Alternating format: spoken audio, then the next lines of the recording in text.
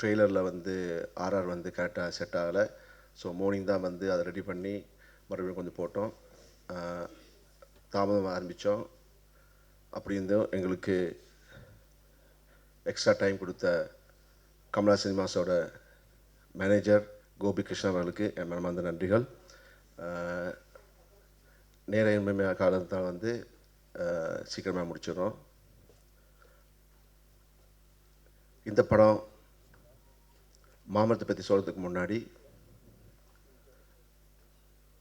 ஜெய் விஜயம் movie actually நாங்கள் எடுத்ததே AQ movies ஆப்பை லான்ச் பண்ணும்போது ஒரு ஸ்மால் பட்ஜெட்டில் நெட்ஃப்ளிக்ஸ் எல்லாமே பார்த்திங்கன்னா ஆரம்பத்தில் கண்டென்ட் சப்ஜெக்ட் வந்து நல்ல ஸ்ட்ராங்காக வச்சுக்கிட்டு ஒரு லோ பட்ஜெட்டில் நியூ கமர்ஸை வச்சு தான் அவங்க ஆரம்பித்தாங்க.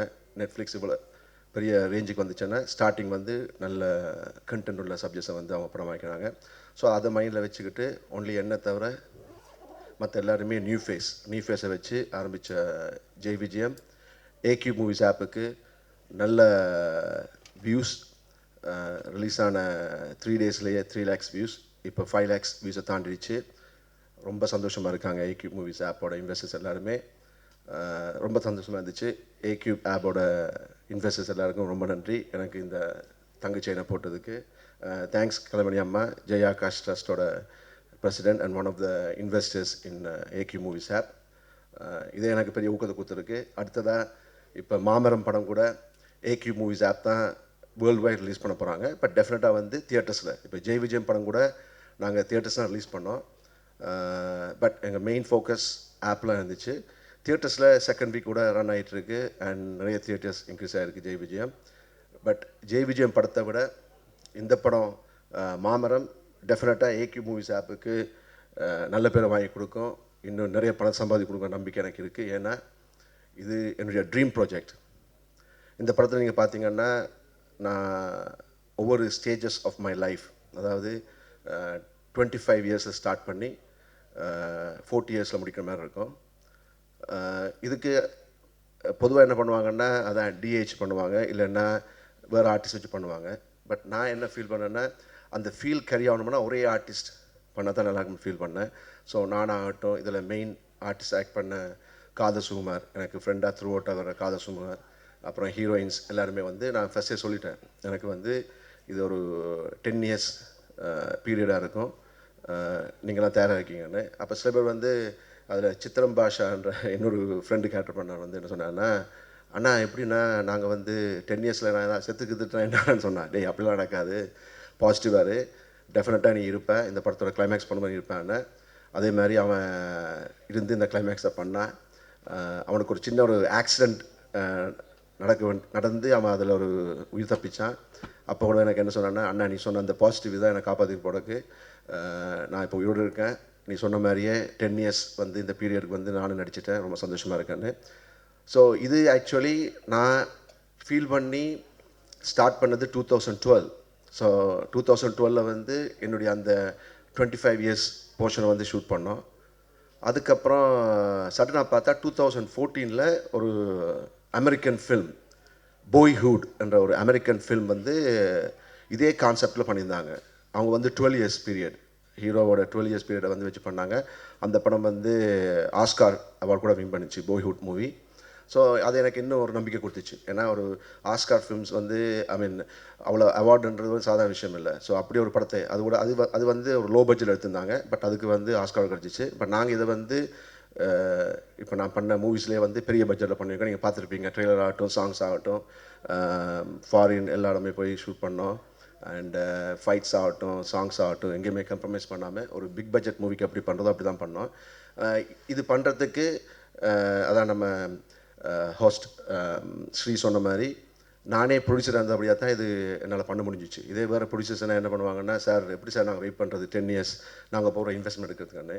இப்போ நானே ப்ரொடியூசர் இருந்தபடியாக நான் பண்ணேன். ஆனால் இதுக்கு எனக்கு சப்போர்ட்டாக இருந்த ஆர்டிஸ்ட் எல்லாருக்குமே என் மனமார்ந்த நன்றிகள். Sukumar brother, thank you so much. So சூப்பராக வந்திருக்கு படம். படத்தை பார்த்த எல்லாருமே ரொம்ப ஹாப்பியாக ஃபீல் பண்ணாங்க. என் மனசுக்கும் வந்து ரொம்ப சந்தோஷமாக இருக்குது. ஏன்னா தமிழில் வந்து நான் எதிர்பார்க்குற ஒரு திருப்புமுனையை வந்து இந்த படம் கொடுக்கும். ஏன்னா இதில் வந்து அந்த ரியல் ஃபீலை பார்க்கலாம், ஒரே ஆர்டிஸ்டோட ரியல் ஃபீலை பார்க்கலாம். அப்புறம் இந்த கதை பற்றி சொல்லணுன்னா, ஆக்சுவலி எல்லா டைரக்டர்ஸ்க்குமே, பொதுவாக எல்லா டைரக்டர்ஸ்க்குமே அவங்க பண்ணுற ஃபர்ஸ்ட் ஃபில்மோட கதை வந்து அவங்க ரியல் லைஃப்பில் நடந்த ஒரு இன்சிடெண்ட் ஆகட்டும், அந்த அந்த எக்ஸ்ப்ரெஷன், அந்த இம்ப்ரெஷன் வச்சு தான் பண்ணுவாங்க. இது எனக்கு கூட அதே மாதிரி தான். இந்த படத்தோட கதை பார்த்திங்கன்னா என்னுடைய ரியல் லவ் ஸ்டோரி. அந்த ரியல் லவ் ஸ்டோரியை வந்து நான் ஒரு 20% சினிமாவுக்காக வந்து சேஞ்ச் பண்ணியிருக்கேன். அது கூட எப்படின்னா, பிதாமகன் படம் பார்த்ததுக்கப்புறம் எனக்கு அதில் விக்ரம் சார் பண்ணியிருந்த அந்த ரோல் ரொம்ப பிடிச்சிருந்துச்சு. ஸோ அதே மாதிரி நான் வித்தியாசமாக ஒன்று பண்ணுறதுக்காக தான் இதில் பார்த்திங்கன்னா அந்த மெயின் கேரக்டர் நான் பண்ணியிருப்பேன். இந்த கதை என்னுடைய ரியல் லவ் ஸ்டோரியில் வந்து என்னை வந்து லவ் பண்ண பொண்ணு என்னை ஏமாற்றிட்டு பணத்துக்காக வந்து ஒருத்தரை கல்யாணம் பண்ணிடுச்சு. ஆனால் நான் வந்து என் காதலி வந்து அவள் நல்லவளாகவே இருக்கணும், நான் லவ் பண்ண பொண்ணு வந்து அவள் நல்லவளாக தான் இருக்கணும்னு சொல்லி நான் இந்த படத்தில் வந்து என் அந்த காதலி கதாபாத்திரத்தை பண்ண கேரக்டரை வந்து நான் பாசிட்டிவாக தான் ஃபினிஷ் பண்ணியிருக்கேன். ஏன்னா என்னை பொறுத்த வரைக்கும் நான் லவ் பண்ண பொண்ணு நல்லவ. ஸோ அதுதான் இதில் இருக்கும் மெயினாக என்னுடைய ஃபீலிங்ஸ். அதாவது இதில் நீங்கள் பார்த்தீங்கன்னா அழுகிற சீன்ஸ் எல்லாமே வந்து ரியலாக கிளிசரின் போடாமல் அழுதுருப்பேன். அதுக்கு நான் வந்து அந்த ஃபீல் இருந்துச்சு, என்னுடைய அந்த பெயின், லவ் பெயின் இருந்துச்சுல்ல, அந்த பெயின் தான் நான் வந்து படத்தில் காட்டியிருப்பேன். ஸோ ஒரு உண்மையான ஒரு லவ், ஒரு ட்ரூ லவரோட ஸ்டோரி தான் மாமரம். ஸோ மாமரம் எதுக்கு டைட்டில் வச்சுன்றது உங்களுக்கு ட்ரெய்லர் பார்க்கும்போது தெரிஞ்சிருக்கும். அடிக்கடி நாங்கள் அந்த மாம்பழம், அந்த மாங்கொட்டை வந்து காட்டியிருப்போம். ஸோ அது வந்து அவங்களுடைய ஒரு காதல் சின்னம். ஸோ அது வந்து ஃபுல் டீட்டெயில் நீங்கள் படம் பார்த்தா புரியும் உங்களுக்கு. அண்டு இன்னொரு சஸ்பென்ஸ் படத்தில் இருக்குது, அது டெஃபினட்டாக நீங்கள் படம் பார்த்தீங்கன்னா வந்து லவ் பண்ணுற எல்லாருக்குமே ஃபீல் ஆகும். ஃபர்ஸ்ட் காப்பி பார்க்கும்போதே நிறைய பேர் ரொம்ப எமோஷ்னலாக ஃபீல் பண்ணாங்க. நானே ரொம்ப எமோஷ்னலாக ஃபீல் பண்ணி எடுத்த மூவி இந்த மாமரம் மூவி. ஸோ இதை நீங்கள் எல்லாருமே ஆதரித்து இந்த படத்தை வந்து டெஃபினட்டாக எல்லாருமே தியேட்டர்ஸில் பார்க்கணும். ஸோ நான் பண்ண படம் இது, நான் நிறைய படம் பண்ணியிருக்கேன், பட் இந்த படத்தை வந்து நான் பெருமையாக சொல்லுவேன், ரொம்ப நம்பிக்கையாக சொல்லுவேன். தயவுசெய்து டிஸ்ட்ரிபியூட்டர்ஸ், ஆப், ஏன்னா ஆப்ன்றது வந்து எங்கள் ஏகி மூவிஸ் ஆப் ஸ்மார்ட் ஃபோன்ஸ் இருக்கவங்க மட்டும்தான் பார்க்க முடியும். நிறைய பேர்கிட்ட வந்து ஸ்மார்ட் ஃபோன்ஸ் இல்லை. ஸோ முடிஞ்ச வரைக்கும் நிறைய தியேட்டர்ஸ் ரிலீஸ் பண்ணி எல்லாரையும் பார்க்க வைக்கணும் இந்த படத்தை. அதுக்கு எனக்கு டிஸ்ட்ரிபியூட்டர்ஸ், தியேட்டர்ஸ் ஓனர்ஸ் எல்லாருமே சப்போர்ட் பண்ணணும். Thank you so much. அண்டு இங்கே வந்த என்னுடைய கெஸ்ட், முக்கியமாக என்னுடைய ஃபேன்ஸ் கிளப் ஒஃபிஷியல்ஸ், நான் ஏன் அவங்கள கூப்பிட்டேன்னா, ஜெய் விஜயம் ஃபங்க்ஷன் அப்போயே நான் சொன்னேன், எனக்கு வந்து நான் எப்போயுமே ரொம்ப பாசிட்டிவான ஆள். ஃபங்க்ஷனுக்கு வந்துட்டு ஃபங்க்ஷனை பற்றி பேசாமல் வேறு விஷயங்களை பேசி அதை பார்க்கும்போது அது சம்மந்தப்பட்டவங்க வந்து மன கஷ்டப்பட்டு அவங்க இந்த படம் ஜெய் விஜயம் ஃபங்க்ஷனுக்கு போன அந்த அவர் வந்து இப்படி தப்பாக பேசுனான்றது வந்து அதெல்லாம் எனக்கு பிடிக்காத விஷயம்.